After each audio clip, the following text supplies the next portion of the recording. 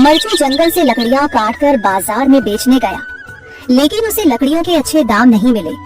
इस पर मरचू ने कहा, अरे भैया, इतने कम पैसे, इन पैसों में तो 2 वक्त का खाना भी नहीं मिलेगा। आप मुझे बहुत ही कम पैसे देते हैं।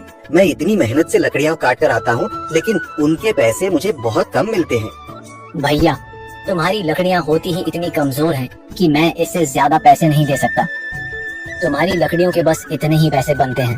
अरे भैया, कुछ ज्यादा कर दो ना। वो क्या है ना कि इन पैसों का तो कुछ भी नहीं आता।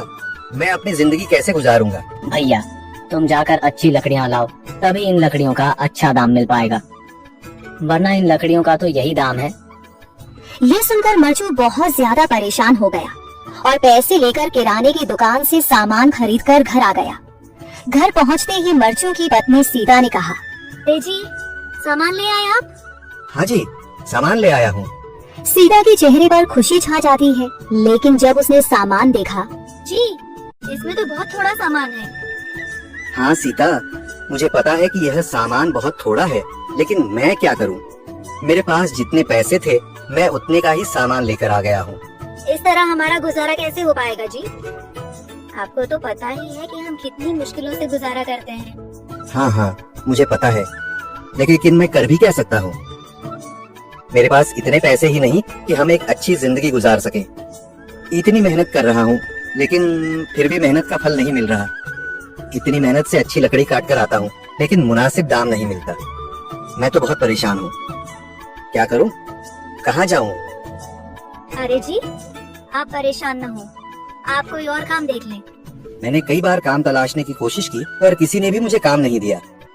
ये सुनकर सीता भी काफी ज्यादा परेशान हो गई। मरचू से सीता की परेशानी नहीं देखी गई। उसने अपनी पत्नी सीता से कहा, मैं फिर से जंगल की ओर जा रहा हूँ। अरे जी, अभी मत जाइए ना, वैसे भी शाम हो रही है। आप कल चले जाइएगा, अभी मत जाइए। ठीक है, अगर तुम रोक रही हो तो मैं नहीं जाता, मैं कल चला जाऊंगा। इसके बाद मरचू गांव में घूमने के लिए चला गया। तभी उसे एक आदमी मिला और उसने कहा, कहाँ जा रहे हो भैया? और सुनाओ, क्या हाल चाल है? जिंदगी कैसे गुजर रही है? अरे भैया, तुम्हें तो पता है कि लकड़ियाँ काटकर कैसे गुजारा होता है। हाँ भैया, तुम सही कह रहे हो। और आसपास के जंगलों में अच्छी लकड़ियाँ भी नहीं है, इसके लिए तो जंगल के अंदर जाना पड़ेगा। पर जंगल के अंदर तो काफी सारे जंगली जानवर होंगे। मुझे बहुत डर लगता है भैया, मैं जंगल में कैसे जाऊंगा। हाँ भैया, जंगली जानवर तो होंगे, लेकिन अच्छी लकड़ियाँ तो वहीं से ही मिलेंगी। ये सुनकर मरचू बहुत ज्यादा परेशान हो गया, लेकिन वह आदमी बिल्कुल ठीक कह रहा था। जंगल के किनारे की सारी लकड़ियाँ कट चुकी थीं। अब सिर्फ जंगल के अंदर ही अच्छी लकड़ियाँ बची थीं। अगली सुबह मरचू लकड़ियाँ काटने जंगल की ओर चल पड़ा। जंगल में आने के बाद मरचू ने कहा, अरे यहाँ पर तो लकड़ियाँ ही नहीं है। वो आदमी सही कह रहा था, लकड़ियों के लिए तो जंगल के अंदर ही जाना पड़ेगा। पर जंगल के अंदर जाना क्या सही रहेगा?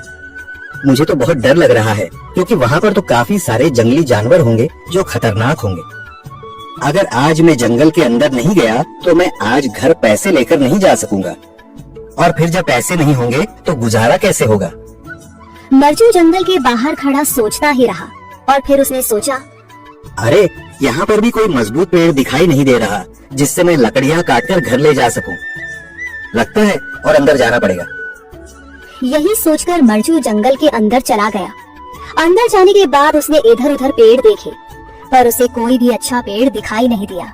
यह सोचकर मरचू जंगल के और अंदर चला आया।